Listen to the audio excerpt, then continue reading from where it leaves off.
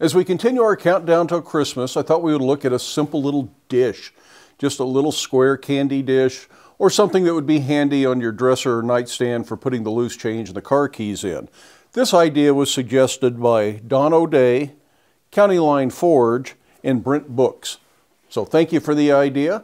I'm going to go out to the scrap pile, see what I can find that might be good for this. I'll meet you over at the anvil.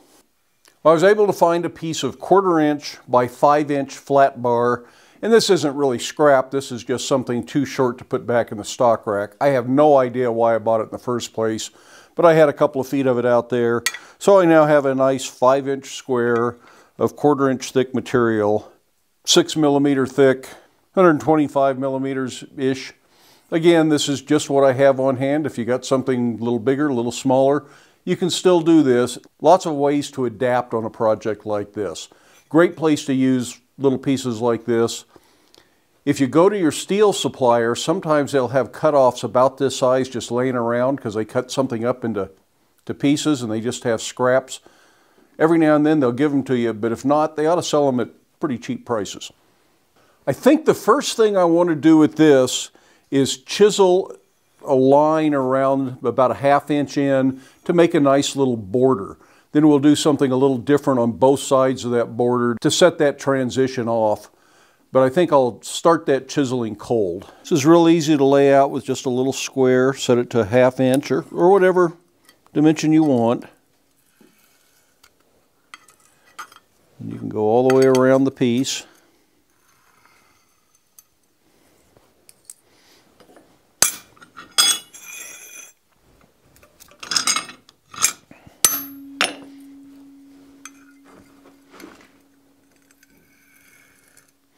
Just like that. Then we'll start chiseling this cold. And I'm going to use a fairly short, heavy chisel. It's nicely curved, so it's easy to advance. And we'll probably finish this hot, which means I'll switch to a chisel that gets my hand away from the work. This is something I would quite often just do under the treadle hammer. And we may show doing some of this under the treadle hammer.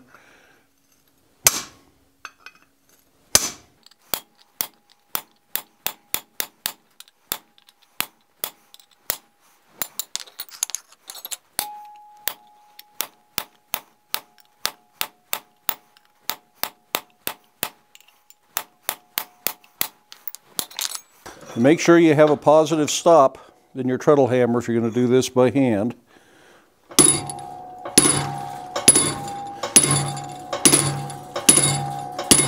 It'd be the pits to squish your finger.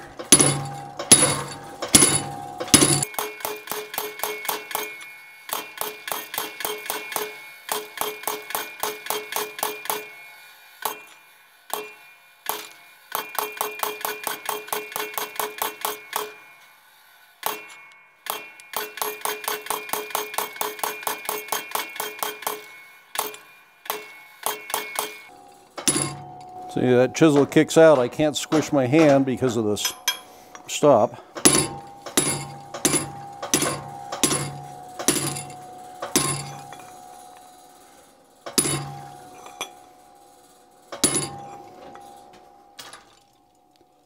Now let's get that hot and run another pass, but I'll use a bigger chisel this time. For this, I'll just use a handled hot set, or hot cut, depending on how you look at it. Now this is fairly gentle. We're just trying to make a nice border line here. We're not trying to cut all the way through. Cutting through would be bad. So this is a fairly blunt hot cut.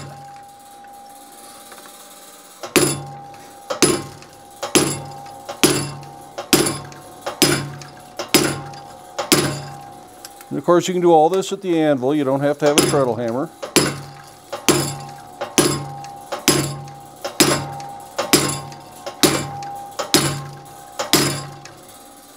That's really all I'm trying to do right now. I think the next thing I want to do is upset this edge, and I'm going to do that in the vise.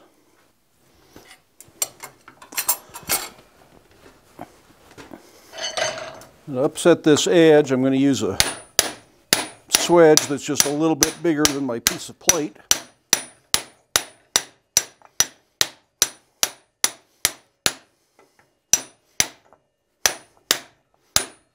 I'm going to dub the corners back a little bit just by tipping that, just so they're not sharp.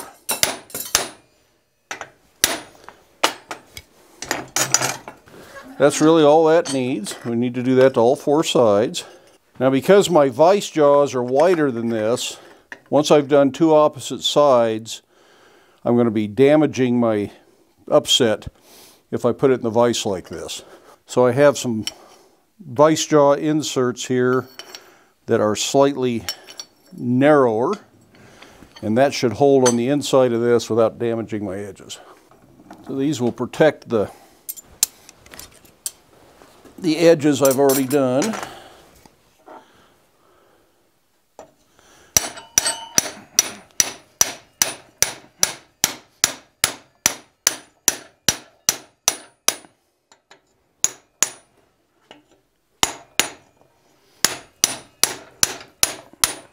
They also don't scar the material as badly, so they're a good idea even if you don't need the narrower width of grip there.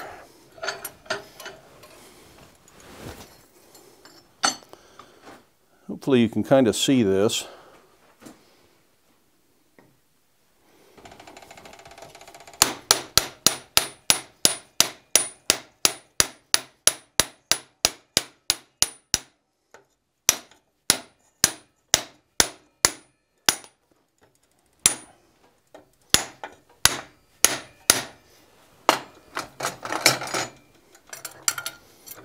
We've been around all four sides of the dish. Got a nice little rounded over edge, slightly upset. Just gives a little bit more character, more interest. Now I'm going to do something that I really tend to avoid, and that is I am going to gratuitously beat this up with a ball peen hammer. And just on the inside, I don't want to do this outer border. I want to leave it smooth. So I'm just going to try and texture very evenly, very regularly, this inside edge. And I may start with a ball punch just to go around the edge so I don't worry about missed hammer blows. Now doing this is going to do a couple of things for us. One, it's going to take a relatively simple, unadorned project and give it some sort of interest and texture. I think that's the wax off my gloves smoking from waxing projects. This does get hot to be in proximity to a big piece of plate like this.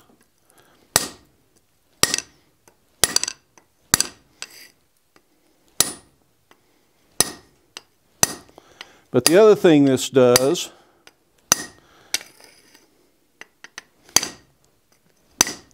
is it starts stretching the material where I'm putting the texture in. Because I'm not doing that outer band, it's contained and it has to go somewhere. And that means that it's going to start to dish up. It's going to start giving it the dish shape. In fact, it's doing that already. So I'm just going to keep going around with the ball punch until I've got kind of a safe zone set up here.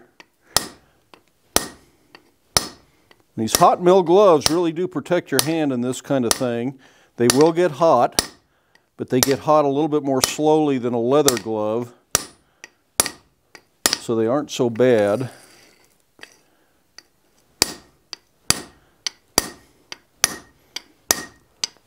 In a leather glove, when it gets hot before you know it's getting hot, and then it continues to burn you until you get it off. This one, as soon as I pull my hand away, it starts to cool a little bit, and it's much better than a leather glove. But that's it for that ball punch. Now we'll do the rest of it with a similar size ball peen hammer.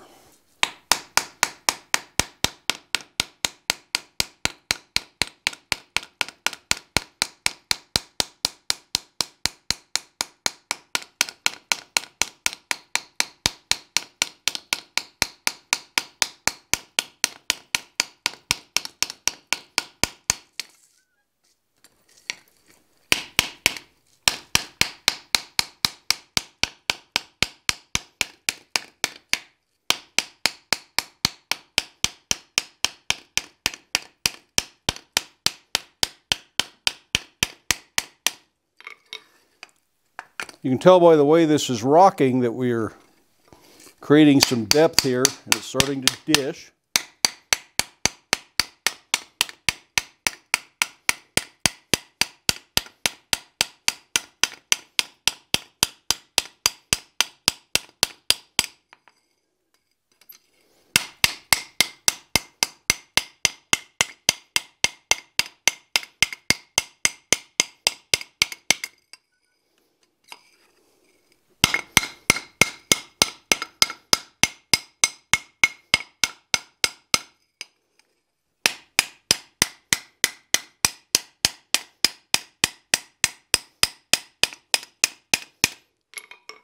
I don't know how well you can see that texture in the camera, but it's looking like a nice even texture, which is what I want.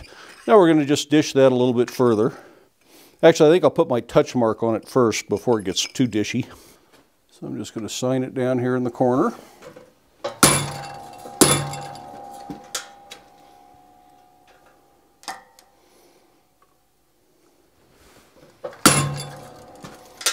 Just barely enough room for that. To dish this, I'm going to use the same ball peen hammer, so we're just still working on the texture over this is an old oxygen cylinder bottom.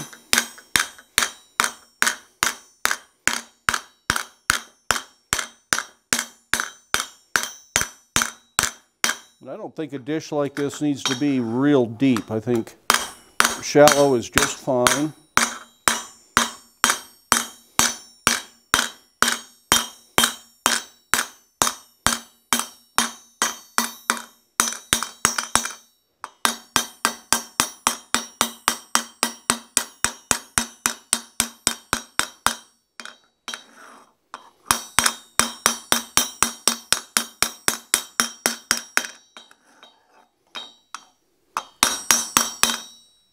Now this is going to have one more problem, and that's just that it's going to be kind of wobbly because it's got a round bottom. So I'm going to heat it up one more time, and then we'll just flatten the bottom a little bit. Not too much. I don't want to flatten the dish. I just want to create a flat spot here. So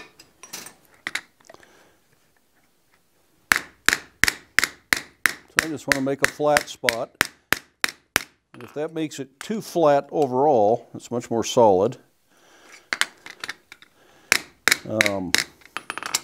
If it's too flat overall, you don't like that, you can go back and dish it, then flatten it again and go back and forth. But I think I'm pretty happy with that.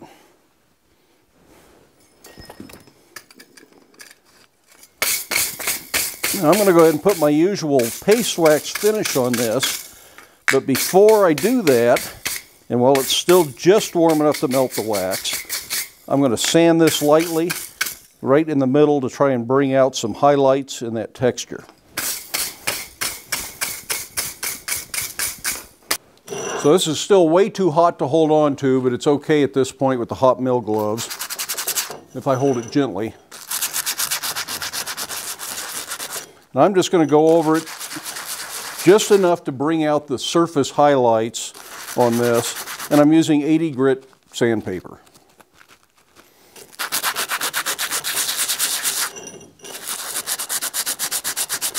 And again, only inside that border. I don't want to highlight the border. I want to leave it as dark as possible.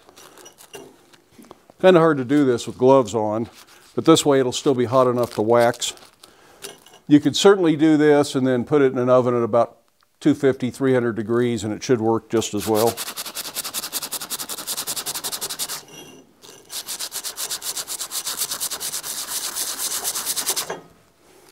And once I've sanded this with the 80 grit paper, I'm going to go over it with some Scotch-Brite.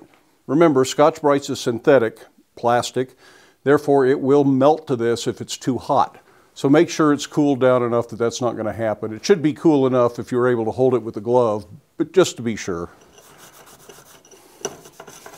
And this just kind of buffs that up a little bit. And this won't be shiny. This will be a subtle little highlights is all we're after. Big difference between hand sanding and machine sanding.